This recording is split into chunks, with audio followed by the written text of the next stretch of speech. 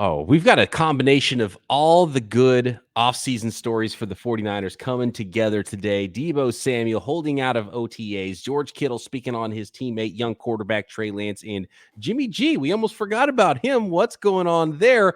Albert Breer with an update on Jimmy G's status with the 49ers. All that and more coming up right now. You are Locked On 49ers, your daily San Francisco 49ers podcast, part of the Locked On Podcast Network, your team every day.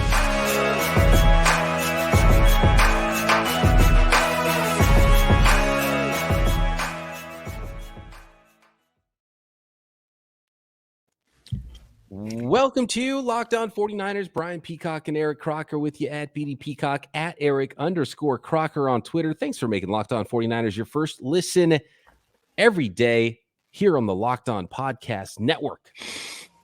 Your team every day is what we do, Croc, and the offseason never sleeps. I hope you've enjoyed our scouting reports that we've been doing about all the 49ers rookies. There's more to go. One more draft pick, Brock Purdy, Mr. Irrelevant, we haven't covered yet. We'll do the scouting report on him. And we haven't touched on that defensive lineman either.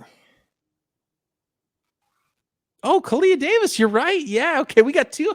Dude, I almost forgot. We got two more draft picks to do scouting reports on. Good catch, Brock, and then we'll get into the undrafted free agents as well and probably group them into there's a couple of DBs that I think we'll get to maybe on one episode, some offensive linemen we'll get to on one episode, and so forth. So lots to go still, lots of tape to crunch for Croc and I with the 49ers rookie class incoming.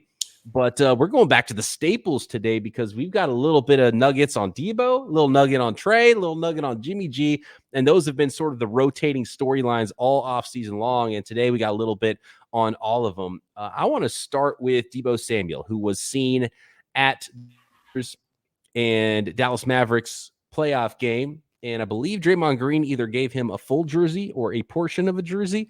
I think it was the full jersey that Deebo I think it was the full jersey. Yeah, from Draymond Green. Deebo doesn't want no piece of no jersey, like a baseball, like a basketball card or something, a refractor. So Deebo in Dallas yesterday, not at the opening of OTAs today. So the holdout is officially on Deebo Samuel not showing up to the OTA practices with most of the rest of his teammates. And really not something surprising, right, Croc? We'll find out how serious Deebo is. Also not mandatory. Right, that's the key. So whenever Deebo can miss something where it's mandatory, the mandatory minicamp coming up in June is the big first hurdle. And that won't hurt his pocketbook too bad if he wants to hold out from that, if he gets fined for it. But training camp is really the big one. And you start getting hit every single day. And it's out of the team's hands now, too, with the new collective bargaining agreement. So they can't do the thing where they say, oh, we'll forgive you for your days that you didn't show up and not fine you. It's automatic. So if he doesn't show up to those training camp practices, he's going to get fined $40K a day. So that's when things will get serious, when Deebo stops showing up to the mandatory portions of the 49ers offseason. But we're into phase, what is it? Phase? I always forget which phase number it is. Is it phase 3 now for OTA starting? I don't know. I've lost track. But I will say this. The importance that people are putting on OTAs that are starting tomorrow is just interesting with everything that's come out up until this point surrounding Trey Lance. I know we'll get to Trey Lance, but it's like, underwhelming, this and that. And it's like, well, if the OTAs portion of them being on the field starts tomorrow, what's all the fuss been about? It's all holdover stuff. I think we know where it's coming from. It's not coming from the building. It's coming from outside the building. It's old stuff from last year. It's some people with some sour grapes.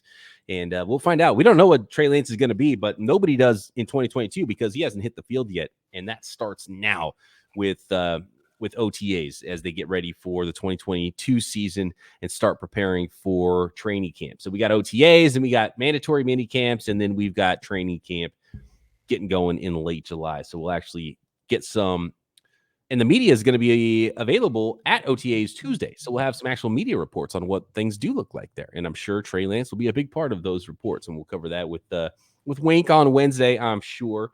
And are they able to watch the entire practice? Because, a lot of times they get in and they can watch some warm-ups and some stuff, and then they have to go to another portion, either like not even on the field at all or in the area where they can see, but they're kind of like far away. I think that's how they something like that. I don't think they're going to have an opportunity to watch the entire practice, but they'll at least be able to see Trey Lance's arm fitness at this point of the offseason. If he's like walking around and like holding his arm after he tries to throw a ball 40 yards down the field or something, we'll know that there's a problem with his arm fitness. But it's at least the media will be there, and there will be some availability, and I'm sure some interviews and all that stuff with the 49ers and OTAs. But Deebo Samuel will not be there. Will he show up at training camp is the big question, or can they get a deal done before that? But it's sounding more and more like, and it's really funny with how all the reporting is gone with Deebo. It's like, oh man, don't even offer him a contract because he's not going to sign it. That was where his stance was. Wants to be traded. And then as soon as the draft came and went, it was like, oh yeah, he can only negotiate with one team, and that team's the 49ers. So they can probably get a deal done. So now all the reports that are coming out from the national media folks are like, oh yeah, never mind. They'll probably get a deal done then. So leverage play by Deebo didn't work before the draft, and we'll see how that goes for him post-draft. Now, 49ers can get a deal done before training camp, and hopefully they will. A quick bit of news here. The 49ers targeting tight ends. They brought in Fumagalli post-draft, and they had signed an undrafted free agent tight end, then waived that same tight end, brought in Fumagalli, a veteran tight end, and then today brought in another veteran tight end, Tyler Kroft. He used to play with the Bengals. I think he spent some time with the Bills and the Jets as well. And according to his agent, Mike McCartney, relayed by Matt Mayoko, the 49ers have reached contract terms with tight end Tyler Kroft. Kroft had 101 catches for 1,024 yards and 13 touchdowns in 7 seasons so far throughout his career. And he's been mostly I remember him being a backup tight end and started a couple games with the Bengals a few years ago.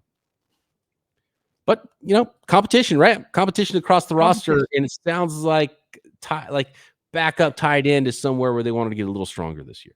Yeah, I don't anticipate them bringing in competition for George Kittle. No. But Ross Dwelly, Warner, those guys, we'll see.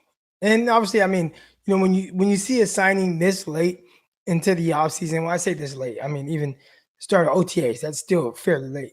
I don't think you're expecting, a ton from that player, but who knows? Maybe he does come in and he is able to unseat one of those 2 reserve tight ends. Ross Dwelly on notice. Yeah, Ross Dwelly. Did you see one of our listeners? Oh, I didn't save it. One of our listeners, speaking of 49ers tight ends, apparently Charlie Warner's family owns a gym in Georgia, I think. And one of our listeners, shout out to whoever it was, because I lost the tweet, sent a photo of us of a Built Bar and found it at the gym. So they're selling it at Charlie Warner's family's gym somewhere in Georgia. So that's pretty cool. Damon, there it is. I found it. Damon, he found it at the gym. And so he got himself a Built Bar. I'm waiting for the scouting report from Damon on that delicious protein-filled Built Bar. Charlie Warner and his family, man. That's the real people's tight end. Doing the good work of spreading the word about the Built Bars. Let's go. Love it. Yeah. And it probably helps if your family owns a gym, right, Croc? This is going to be one of those. You got a lot of kids running around. Some of those kids got to hit your gym hard when that thing is done. And maybe we're talking about future little Crockies running around there professionally because they were spending time at Dad's gym. I know. My son, D and Juice, they're a little older right now. They're doing their thing. Pickle. She's definitely one to keep an eye on. She's got some spunk to her. Yeah. She's smart as a whip. And she'll tell Dad what the score is, I've noticed, which is so, yeah, she's got a lot going for her. Yeah. They're all skinny, but I guess everyone, I was like, Croc, how skinny were you when you were a kid? Were you a little skinny kid? I was definitely a skinny kid. I wasn't as tall as Juice. Now, Juice is 5'11" right now. And when I was 14 years old, I definitely was not 5'11". I was like 5'5". I was too. I think I was 5'4" in 8th grade. And at some point I hit a spurt in high school and showed up to my junior year and I was 6'2". But it's just skinny, just real skinny when I was a kid. Yeah.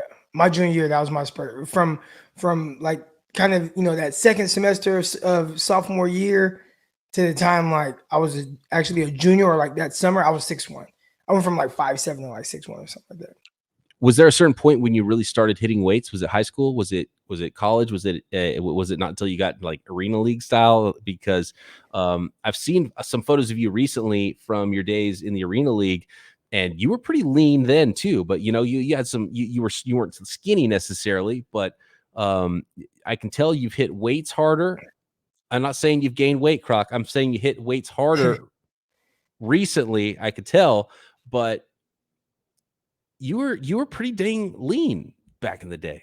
So I was really strong. I never really cared about the weights. I actually never really cared to work out. I was someone who would work out because that's what I need to do to be good on the field.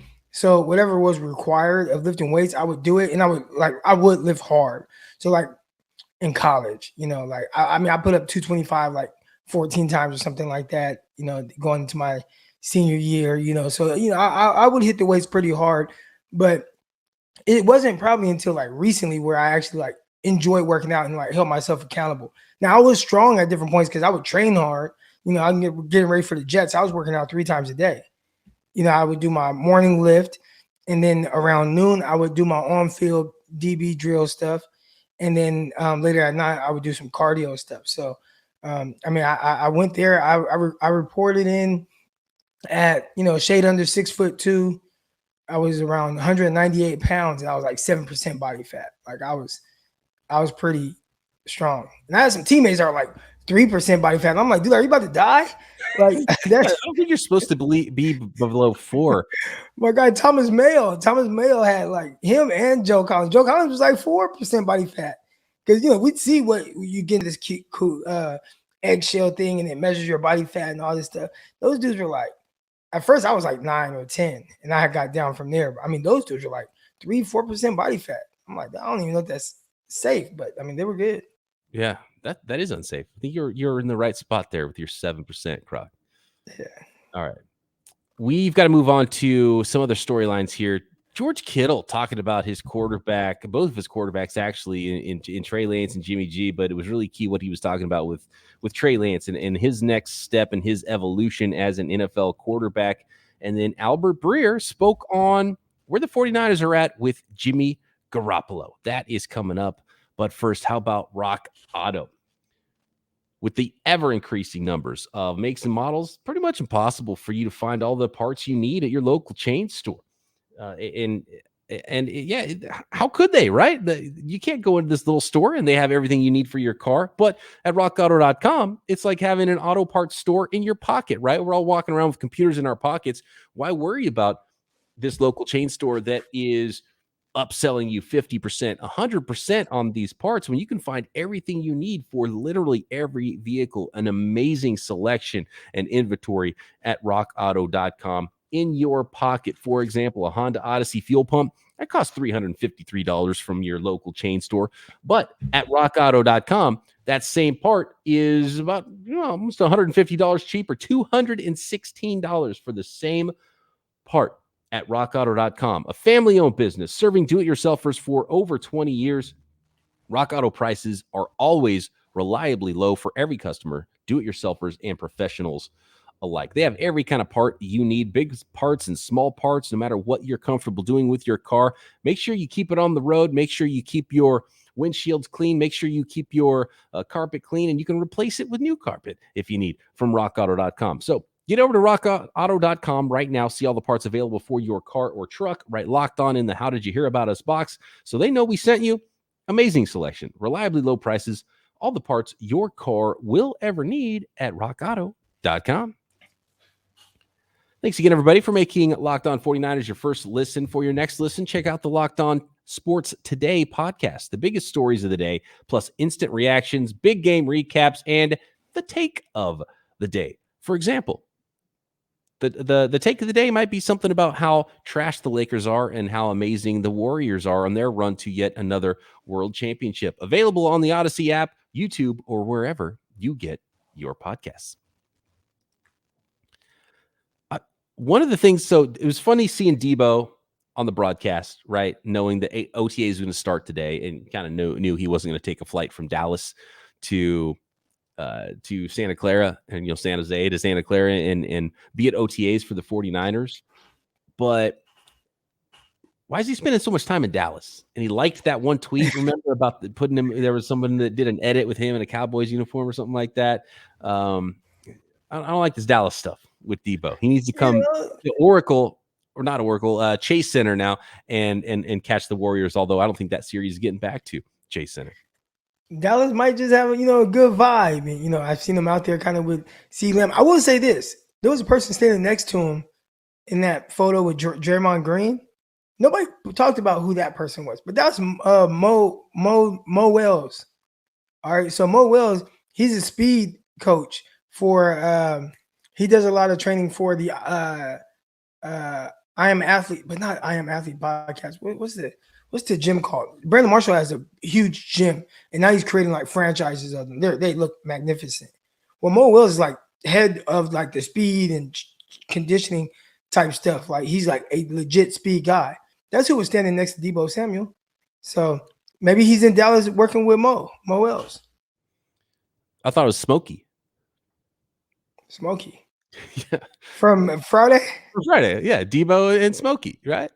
Oh, gosh. Big Worm maybe was there, the other side. Big Worm. Yeah, Mo Wells, he's a speed guy. Maybe Deebo's out there working on his speed. Okay, so yeah, that's good. Deebo, keep working on that speed. He was looking svelte. I don't know if it was because of the all black or what, but what do you think about the dual watches and some serious chainage going on? And it looked like, was it a Bitcoin? It looked like the Bitcoin. No, I think it's a D. It's a D and a B. He has like his own like D, okay. Like it's like a D and a B like logo or something like that. Okay, so he has his own that. So I think that's what that is. These youngsters, man, they got the chunky chains. I can't afford it, but chains, and everyone's got to have their own logo too. Everybody got their own logo. Branding is really big. So there's that. But yeah, he wears all black. And one thing, I'm not a big fashionista type person. I usually have to go to my brother for these things. So when you talk about the double watches, man, my brother FaceTimed me too, and I forgot to ask him about that. But there might be something to that, and something he probably had the time in Dallas and then the time in Santa Clara on the other wrist because he wanted to know what time OTA is. Yeah, I doubt that. I still don't know how much he really wants to do with the 49ers right now. So we'll see. But I see him. He's shining. All right, got the jewelry on, bling bling, all that good stuff. And I've never really been a big person of like the contrasting like all black and then like white shoes. But the Jordans he had on, I believe he had on some Jordans. They look good. They look good with the all black. And usually I'm not a fan of that. But Deebo, there are certain people that know how to put on stuff well and look good in it. Deebo's definitely one of them. He's good. I've seen his Instagram. I've seen all his pictures. I've seen all that. He puts on the clothes good. And I don't know if it's because of how he's built, which is weird. I'm always wondering, like, how does he find pants that fit him? Because he does wear the skinny jeans. He wears the skinny pants for sure. But even then, pants that fit around his thighs. But then, I don't know. But the way he puts on, it always looks good. I'm like, Deebo comes with it. I was going to say that because a lot of football players in plain clothes, it's really hard for them to pull it off. It's a lot easier for, especially, thinner wide receivers or DBs or something like that, or quarterbacks maybe. But, some of the bigger guys, you see them trying to dress up. It's like, it's hard to wear those skinny jeans and probably even to find skinny jeans that fit you when you're built like that. And Deebo's, that's what I was saying. He's looking, he was able to slip into those skinny jeans. So I think he has been working on his speed. Right. In the offseason. Deebo, I saw him. There was a picture of him wearing it was the one that was like 25,000 or nothing. And I mean, whatever the caption, or not 25,000, 25 million, excuse me. Million. Super lowballed him there. He's like 25,000. Croc, what the hell are you talking about? Or 25 million, or they don't want it, or whatever. But everybody's focused on that. I'm focused on what he was wearing. I'm like, man, this guy pulled off all leather. It was all black leather. I mean, it was like black pants, leather, and I'm just like, man, how does he do that? Like, and it looks good on him. There's a couple listeners that get mad when we talk about jersey numbers and swag and things like that. But since we're already talking about it, I got to ask you, 86 for Danny Gray? See, I like it. I like 86. What? It's a good number. And I think that it's not such a bad number, that it's a perfect number for you to be yourself and own it. And then when you think of 86, you think of Danny Gray, right? I don't think it's a bad number it's not number one, but when everyone else is like, oh, I want number one, I'll pay you $100,000 to get number one. It's like everyone's trying to fight for the same numbers. go be your own person. Go get your own number. As long as it's not a terrible number, and I don't think it is. It's a little thick on a skinny guy. I will say that. Like, it's pretty big, but I think he could own it. And it's kind of an old school number. You know, he could fit right in with those late 80s, early 90s 49ers. You know, you go Jerry Rice and John Taylor, and then here comes 86 and Danny Gray out there onto the field. So I like Danny Gray looking like Owezike or whatever his name was. Remember him, Owezike? Like, we'll be able to look back in 10 years and be like, the best 86 ever for the 49ers, right? Own that number. When you think of 86, you're going to think of Danny Gray. So I love it. Listen, if you are a Danny Gray fan or a member of his family, do not buy the 86 jersey, because the moment he's able to get out of that, he will be out of that. I'm willing to bet money with any listener, he will not wear 86 past preseason. Wow. Okay. I like it. I like 86. I hope he wears it. He won't wear it. What does he go to? Something else. There's like, you know what number never works with the 49ers is 49. Guys get stuck with that all the time, and it never works, and it never sticks for anybody. Nobody's ever been good wearing 49. Isn't that weird? You would think that 49 would be like some, really, like with LSU, you get number 7 or whatever. You think 49 would be like, okay, I get to wear 49 for the 49ers. It's special. Well, Michigan is number 1.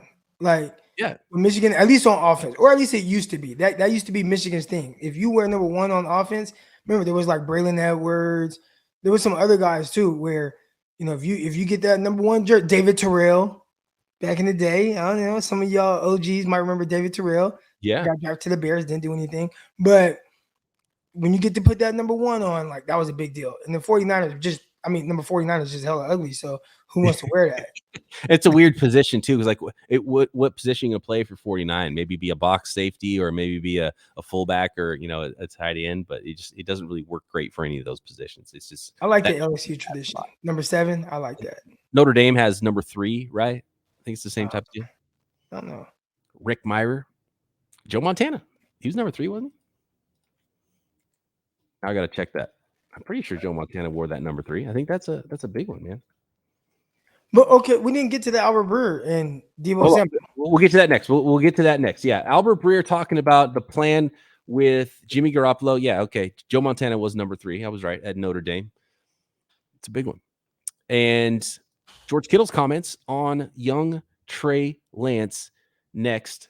But how about those Built Bars? Shout out to Damon, who's gobbling up Built Bars at Charlie Warner's family's gym in the state of Georgia.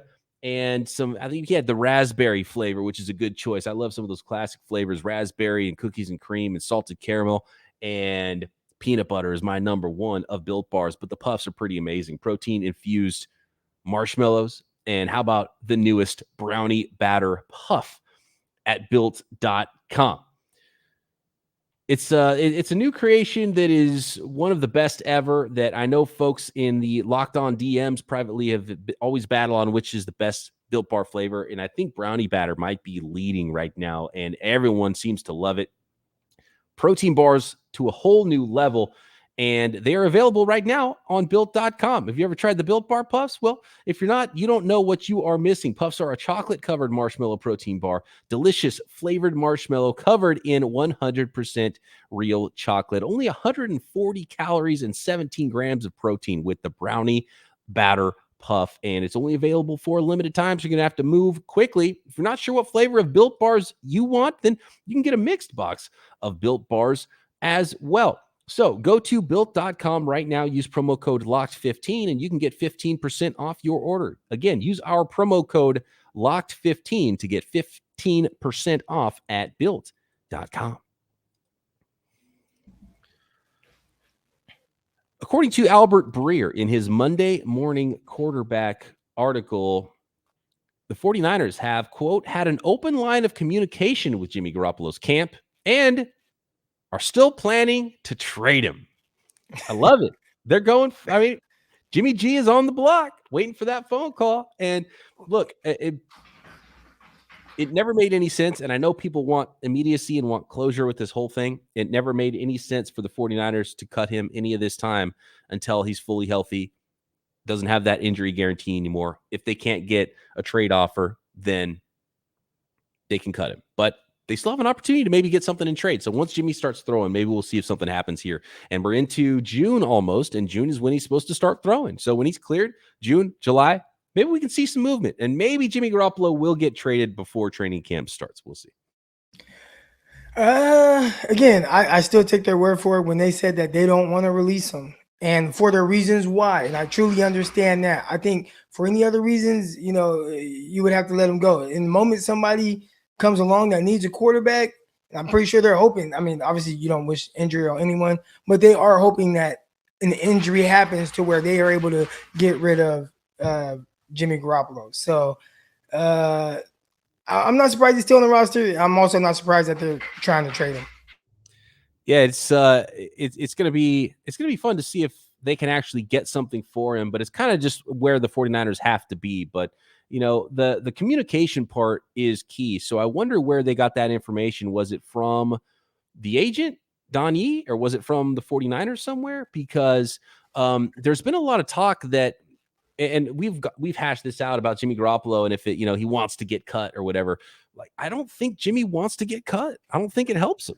And I think he'd like to be able to choose his spot eventually, but he's not going to make more money by getting cut. So I don't think he needs to get cut. And I don't think he necessarily just wants to get cut, but I also know that he does not want to be in that situation. Just again, when he came out and said, I don't wish that situation on my worst enemy, like, it's uncomfortable. And we'll get to some of George Kittle's comments on Trey Lance as well. But the first thing in that little part of the segment that Pat McAfee asked was like, man, wait, was it awkward?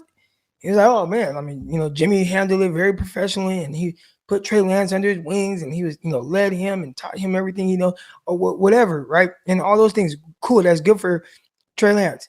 But if I'm Jimmy, like, I don't want to be in this situation. Everybody understands the business aspect of things. I remember sitting there with Antonio Cromartie right next to me, and the New York Jets drafted D. Milliner.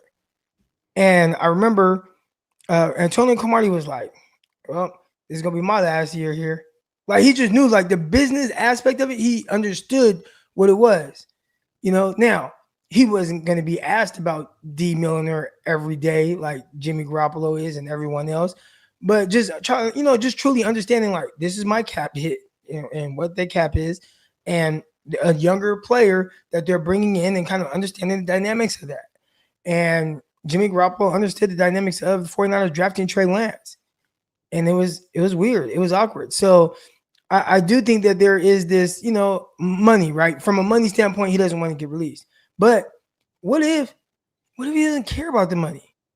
And I know that seems kind of crazy, right? But I mean, he's already pocketed over $100 million, from the 49ers. Here I am lowballing people again. He's already pocketed over $100 million from the 49ers. So if he's not this, jewelry wearing, Bentley coupe truck driving, if he's not that guy, he's not just blowing money everywhere. And I think he has this Travis something deal with clothing and stuff. He's probably very well off, to the point where it's like, I can take a $10 million hit or $15 million hit and go somewhere where I have an opportunity to really be the guy long term, as opposed to staying here another year and dealing with that back and forth situation that I don't want to be in. So maybe he does want to get released.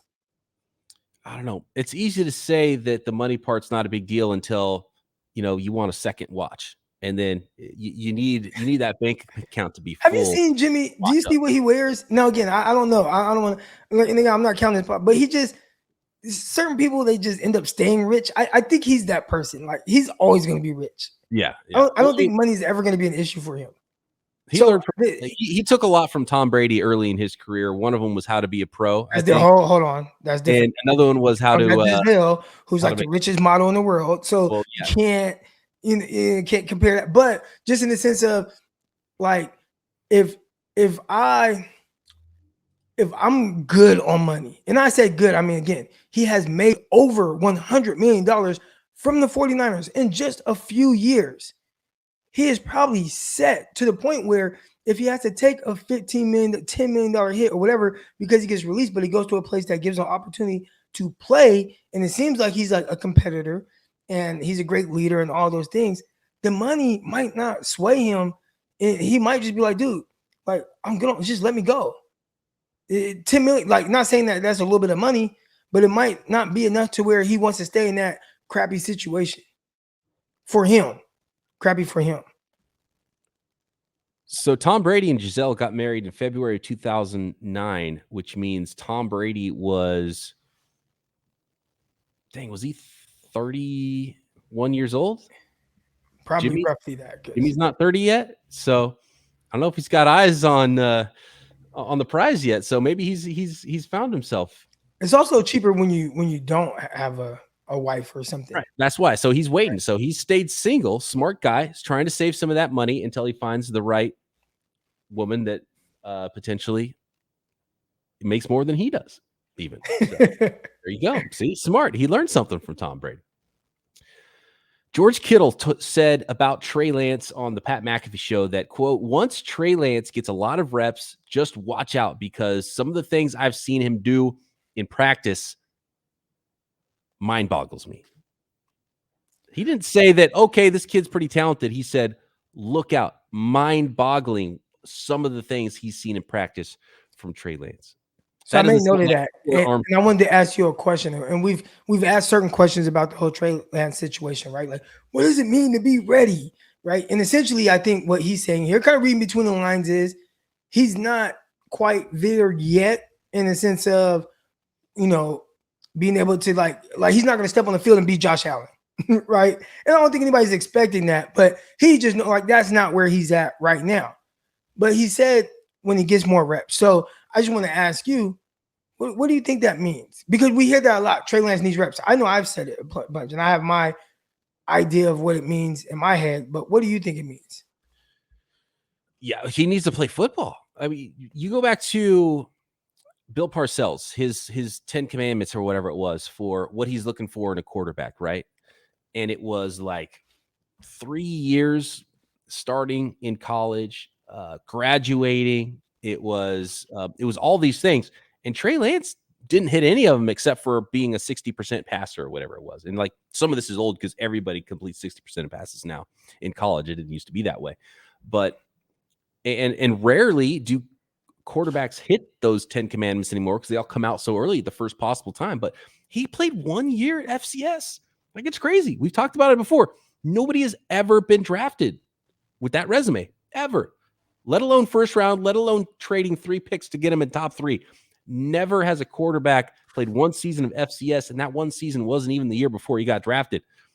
And so, like, he needs to play football. And so he just needs to experience everything. What's it like during game week? What's it like to prepare to get ready to play? What's it like when you have adversity? He threw 0 interceptions that 1 season at the FCS level, right? What's the speed look like? He's already adjusting. You can tell as a runner to the speed. He got torpedoed by it was Justin Reed, right, against the Texans when he thought he was just going to scramble out and go get himself a little first down. I was like, wait, what the hell? I didn't even get back to the line of scrimmage before this guy got me, right? He's trying to truck dudes. He can't do that. The speed of the game, you can see it. He doesn't hit in the same game, the slants were there. He didn't hit his first or second read. He had to come back and then kind of roll out, and he made a play. So you see the talent, but you see that there's just he's got to adjust to the speed of the game. He needs reps. He needs reps everywhere. He needs to face adversity. He needs to go through the reps to be more efficient as a passer, get the ball out quicker. And it's going to take time. And maybe it's even ugly for a while, but it's the last thing he needs. And if your argument is he's not ready to get reps, then he'll never be ready because he needs reps to be ready. Right. And I think, again, I believe that that's kind of what George Kittle was alluding to. And he also kind of closed with, at least in that little segment on Trey Lance, with, hey, and if we, he's going to have his lumps, but we have a good enough team to be able to overcome some of those things.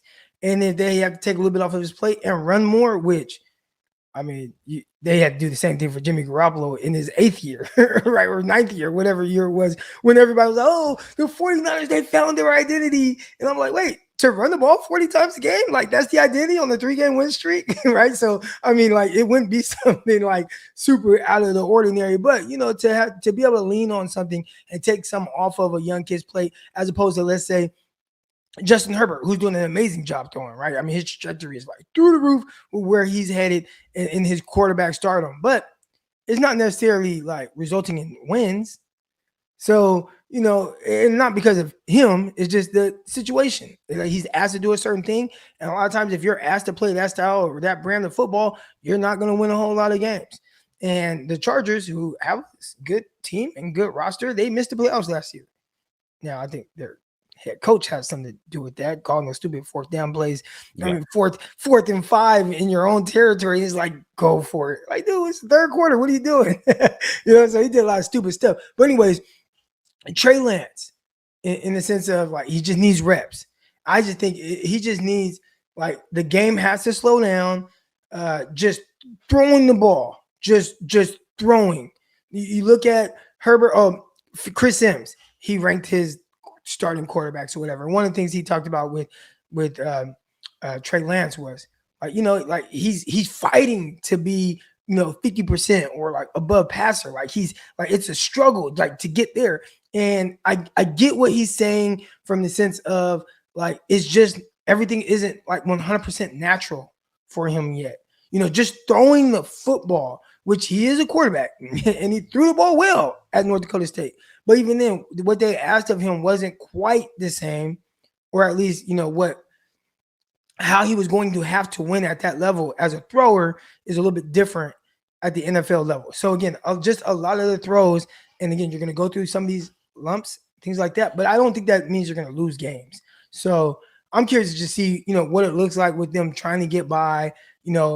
How do they make some of the things easy? He's proven he can make some of the throws and tight window throws, and obviously he's a playmaker and things like that. But the reps, and just hearing George Kittle say that, and I'm like, yeah, like, he just needs to throw the damn football. He's a quarterback, and he hasn't had a lot of attempts.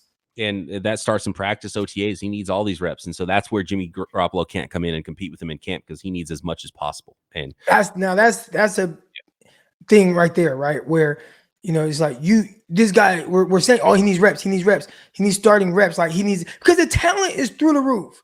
You can look at him right now, and there's a scenario where in 7-on-7, him and Nate Sudfeld look the same, or maybe Nate Sudfeld could even look better, right? But their talent and ability is on two different levels, but you just got to do whatever to get Trey Lance there. And that's why, I was so on board with him playing last year, because my whole thing was, you got to play Trey Lance now to get him as close to whatever his ceiling is or what you think he can be. You gotta, whatever you got to do to get him there, that needs to start happening now. And I just thought last year, maybe he got better in practice. We'll see. But I think we'd be much more comfortable where Trey Lance is today if he had played all of last year, whether it was good or bad.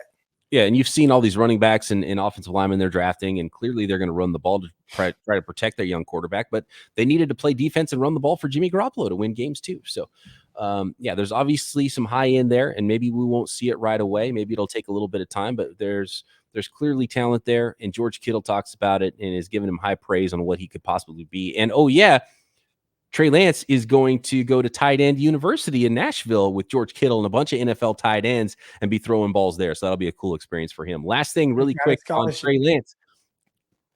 Since we're talking to Dr. Drip here today, Eric Crocker, can Trey Lance ever be truly great with that haircut? Oh, these young kids, they kind of wear their hair like that. So I think that's just like their thing. His haircut, I think there's a little bit of thinning. I think there's a little thinning going on there. I don't know. Something not quite right. So I think there's a little thinning. I think there's a little thinning going on. Oh, okay. That's what it looks like to me. So I don't know. Could be wrong. I could be wrong. But I say this: you're talking about Drip on the field. Trey Lance, it's pretty much as good as it gets. Yep, I liked his suit on draft day, the bow tie. Yeah, he got swag, man. Oh, he wore the shades out there. I was like, that's dope. Yeah, that's clean. Yeah. And when you're big and also athletic at quarterback, it looks different, right? It's like, oh man, he's got something to him. So yeah, he definitely looks good wearing that number 5. But yeah, his hair, I don't know. My brother hates it. He's a Cowboy fan. Danny Gray looks good in 86 too, by the way. So I'm sticking with that. Danny Gray, don't change your number. Own 86. Make people remember 86 because of you. Don't buy the jersey. That's all I'm gonna say. All right. Thanks, everybody, for making Locked On 49ers your first listen. Back tomorrow, Winky Wednesday style, right here. Locked On 49ers.